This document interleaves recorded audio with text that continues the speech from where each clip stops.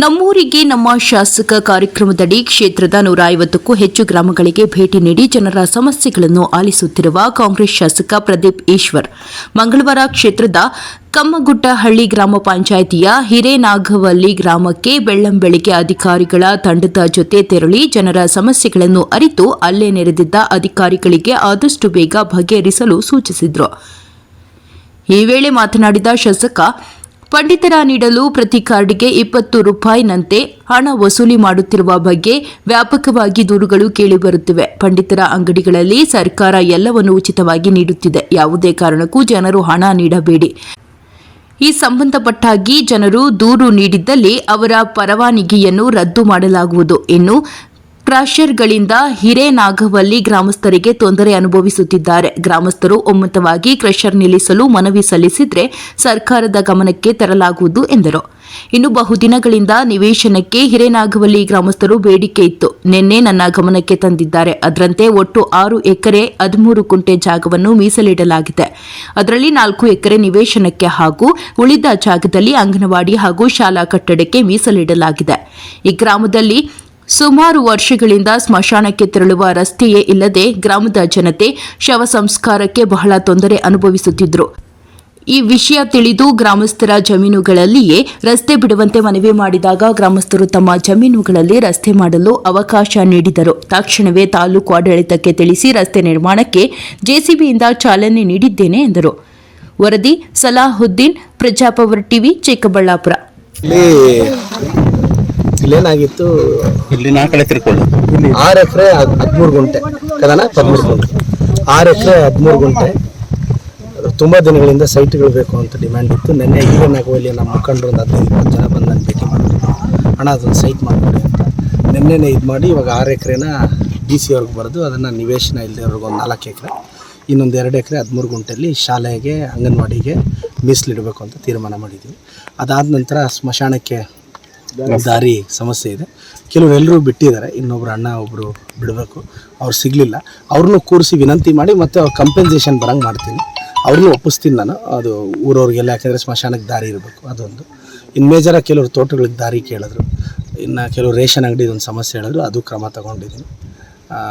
So ನಾನು ಮತ್ತೆ ಚಿಕ್ಕಬಳ್ಳಾಪುರದ ಜನಕ್ಕೆ ಎಲ್ರಿಗೂ ವಿನಂತಿಸ್ತೇನೆ, ದಯವಿಟ್ಟು ನಿಮ್ಮ ರೇಷನ್ ಕಾರ್ಡ್ಗಳ ಅಂಗಡಿಗಳಲ್ಲಿ ಯಾರಾದರೂ ಕಾರ್ಡ್ಗೆ 20 ರೂಪಾಯಿ ಕೊಡಿ ಅಂತ ಕೇಳಿದ್ರೆ ದಯವಿಟ್ಟು ದೂರು ಕೊಡಿ. ನಾನು ಲೈಸೆನ್ಸ್ ಕ್ಯಾನ್ಸಲ್ ಮಾಡಿಸ್ತೀನಿ. ಯಾವುದೇ ಅಂಥ ಕಾನೂನು ಇಲ್ಲ. ಕೆಲವರು ಏನು ಅಂದರೆ ಅವರು ಸುಮ್ಮನೆ ಹಾಕಿ ಅಂತ ಕೆಲವರು ಇದು ಮಾಡ್ತಾರೆ. ಯಾವುದೇ ಕಾರಣಕ್ಕೆ ಅದಕ್ಕೆ ಈಗ ಆ ಲ್ಯಾಪ್ಟಾಪಲ್ಲಿ ಎಂಟ್ರಿ ಮಾಡೋರಿಗೆ, ಕೆಲಸ ಮಾಡೋರಿಗೆ ಅದರಲ್ಲೇ ದುಡ್ಡು ಸರ್ಕಾರದಿಂದ ಕೊಡ್ತೀವಿ. ಸೊ ದಯವಿಟ್ಟು ಯಾರೇ ಆಗಲಿ ನಿಮ್ಮ ರೇಷನ್ ಅಂಗಡಿಯಲ್ಲಿ ಫ್ರೀಯಾಗಿ ಹಾಕಿ ಹೇಳಿ. ಯಾರಾದರೂ ದಯವಿಟ್ಟು ಯಾರು ರೇಷನ್ ಕಾರ್ಡ್ ಅಂಗಡಿಯವ್ರು 20 ರೂಪಾಯಿ ಡಿಮ್ಯಾಂಡ್ ಮಾಡಿದ್ರೆ ದಯವಿಟ್ಟು ನನಗೆ ಏನು ನನ್ನ ನಂಬರ್ಗೆ ಅಥವಾ ನಮ್ಮ QR ಕೋಡಲ್ಲಿ ಕಂಪ್ಲೇಂಟ್ ಹಾಕಿ ನಾನು ಕ್ರಮ ತೊಗೊತೀನಿ. ಈಗಾಗಲೇ ಈ ಊರೆಲ್ಲ ಸಮಸ್ಯೆ ಬಂದಿರೋದ್ರಿಂದ ಅವ್ರ ಲೈಸೆನ್ಸ್ ಕ್ಯಾನ್ಸಲ್ ಮಾಡಿಸ್ತಾ ಇದ್ದೀನಿ. ಮತ್ತೆ ಅದೇ ಮೇಜರಾಗಿ ಇದೆ ಹೇಳೋದು ಸರ್. 100 ಜನಕ್ಕೆ ಮೇಲೆ ಸೈಟ್ ಇಲ್ಲ ಅನ್ನೋದು ಬಂತು. ನಾನೀಗ ಇಲ್ಲಿ ಎಲ್ಲ ಕಡೆ 20-30 ಮಾಡಿದ್ದಾರೆ ಸೈಟ್. ನಾನು ಈ ಊರಲ್ಲಿ 30-40 ಸೈಟ್ ಮಾಡಿಸ್ತೀನಿ. ನಾಳೆ ಬೆಳಗ್ಗೆ ಏನೋ ಒಂದು ಅವ್ರ ಹಸು ಕಟ್ಕೊಳ್ಳೋಕ್ಕೂ ಜಾಗ ಆಗಬೇಕಲ್ಲ, ಅದು ನನ್ನ ಪರಿಮಿತಿಯಲ್ಲಿ ಇರೋದ್ರಿಂದ ನಾನು ಸ್ವಲ್ಪ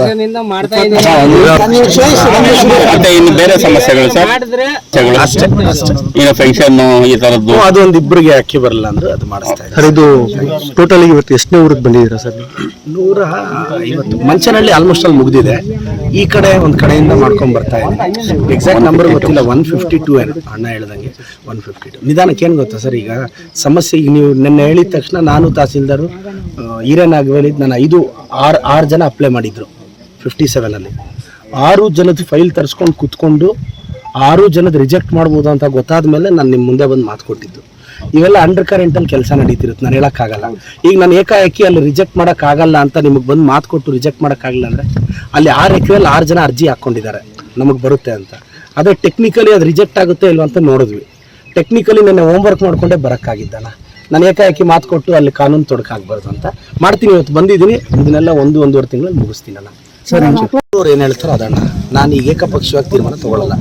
ಊರವ್ರು ಏನು ಮೆಜಾರಿಟಿ ಹೇಳ್ತಾರೋ ಅದ್ರ ಪ್ರಕಾರನೇ ಕ್ರಮ ತೊಗೊಳ್ತೀನಿ. ಈಗ ಊರವರೆಲ್ಲ ನಿಲ್ಲಿಸಿ ಅಂದರೆ ನಾನು ವಾರದಲ್ಲಿ ನಿಲ್ಲಿಸಿಲ್ವಾ ಕೇಳಿ. ನಾನು ಯಾಕೆಂದರೆ ನಾನೊಬ್ಬನ ತೀರ್ಮಾನ ತೊಗೊಂಡಂಗೆ ಇರಬಾರ್ದು. ಊರವ್ರು ನಿಜ ಅವ್ರು ಏನು ಹೇಳಿದ್ರೆ ಅದು ಕೇಳ್ತೀನಿ. ಈಗ ನೋಡೋಣ ಊರವರೆಲ್ಲ ಮೆಜಾರಿಟಿ ಒಪಿನಿಯನ್ ಏನು ಹೇಳ್ತಾರೋ ಅದ್ರ ಪ್ರಕಾರ ಹೋಗ್ತೀನಿ ಸರ್. ಯಾಕಂದ್ರೆ ನೀವು ಲೈಸೆನ್ಸ್ ರದ್ದು ಮಾಡೋದು ಸೌಂಡ್ ಆಯ್ತಲ್ಲ, ಬ್ಲಾಸ್ಟಿಂಗ್ ಸ್ವಲ್ಪ ನೀವೇನಿದ್ರೆ ಇನಿಷಿಯಲಿ ಕ್ರಮ ತಗೊಂತೀನಿ ಸರ್. ಮತ್ತೆ ಇಲ್ಲಿ ಕೆರೆಯಲ್ಲಿ ಇದು ರೈತರಿಂದ ಸಿಗ್ನೇಚರ್ ಹಾಕ್ಸ್ಕೊಂಡು ಮಾಡಿದಾಗೆ ಇಲ್ಲೂ ಕೆರೆಯಲ್ಲೂ ಕೃಷಿಗಳಿಗೆ ರಸ್ತೆ ಮಾಡ್ಕೊಂಡಿದ್ದಾರೆ ಅಂತ ಅನ್ನೋದು ದೊಡ್ಡ ಆರೋಪ. ಸರ್ ಈಗ ನೋಡಿ, ಮಂಚನಹಳ್ಳಿ ಅವ್ರು ಏನು ಮಾಡಿದ್ರು, ಗಮನಕ್ಕೆ ತಂದರು, ಒಂದೇ ದಿನಕ್ಕೆ ಆರ್ಡರ್ ಮಾಡಿಸ್ದೆ, ಕ್ಯಾನ್ಸಲ್ ಮಾಡಿಸ್ದೆ. ಯಾರು ಈಗ ಎಲ್ಲಿ ಅಕ್ವೈರ್ ಆಗಿದೆ, ಎಲ್ಲಿ ಸಮಸ್ಯೆ ಆಗಿದೆ, ಯಾರು 4 ಜನ ಬಂದು ಅರ್ಜಿ ಕೊಡಲಿ, ಡೀಟೇಲ್ಸ್ ಬರೀಲಿ, ನಾಳೆನೇ ಕ್ಯಾನ್ಸಲ್ ಮಾಡಿಸ್ತೀನಿ. ಈಗ ಕ್ರಷರ್ ಒಂದು ದಾರಿ ಮಾಡ್ಕೊಂಡಿರೋದಿದ್ರೆ ಮನವಿ ಕೊಡಬೇಕಲ್ಲ. ಈಗ ನಮ್ಗೆ ಯಾವ ಸರ್ವೆ ನಂಬರಲ್ಲಿ ಏನು ಗೊತ್ತಿಲ್ಲ. ನಾನಂತೂ ರೈತರ ಪರವಾಗಿರ್ತೀನಿ. ವಿಶೇಷವಾಗಿ ನನ್ನ ಜಿಲ್ಲಾ ಪಂಚಾಯತಿ ಸರ್, ನನ್ನ ಹೋಬಳಿ ಇದು, ನನಗಿರಲ್ವೇನೋ ನನ್ನ ಹೋಬಳಿ ಅಂತ. ಈ ಕಮ್ಮಗುಟ್ಟಳ್ಳಿ ಪಂಚಾಯತಿಗೆ 8 ಕೋಟಿ, ಎಲ್ಲೆಲ್ಲಿ ದಾರಿ ಇಲ್ವೋ ಅಲ್ಲೆಲ್ಲ ಹಾಕ್ಸಿದ್ದೀನಿ. ಇವತ್ತು ಹಿರಿಯನಾಗವೇಲಿಯಲ್ಲಿ ನಿನ್ನೆ ಬಂದು ಹಣ ಹೇಳಿದ್ದು ನನಗೆ, ನಿನ್ನೆವರೆಗೂ ನಿಮ್ಮ 3 ಸಮಸ್ಯೆ ನನಗೆ ಗೊತ್ತಿಲ್ಲ. ನಿನ್ನೆ ಬಂದು ಊರಿನ ಹಿರಿಯರು ಹೇಳಿದ್ರು, ಇವತ್ತು ಬೆಳಗ್ಗೆ ಇಲ್ಲಿದ್ದೀನಿ. ನೀವು ಈ ಸಮಸ್ಯೆ ನನಗೆ 1 ವರ್ಷಕ್ಕೆ ಮುಂಚೆ ಹೇಳಿದ್ದಿದ್ರೆ ನಾನು 1 ವರ್ಷಕ್ಕೆ ಮುಂಚೆನೇ ಬರ್ತಿದ್ದೆ. ನಾನೇನಾದ್ರೂ ಒಂದು ಕಡೆಯಿಂದ ಹಳ್ಳಿಗಳು ಮುಗಿಸ್ಕೊಂಡು ಬರ್ತಿದ್ದೆ. ಈಗ ನಿನ್ನೆ ಬಂದು ಹಣ ನಮ್ಗೆ ಹಿಂಗೆ ಸಮಸ್ಯೆ ಇದೆ ಅಂದರೂ ಬಂದೆ. ನಿಮ್ಮ ಜೊತೆ ಇರ್ತೀನಿ, ನಾನು ಅವ್ರು ಸ್ಪಂದಿಸ್ತೀನಿ. ಸರ್, ಇದು ಸ್ಮಶಾನದ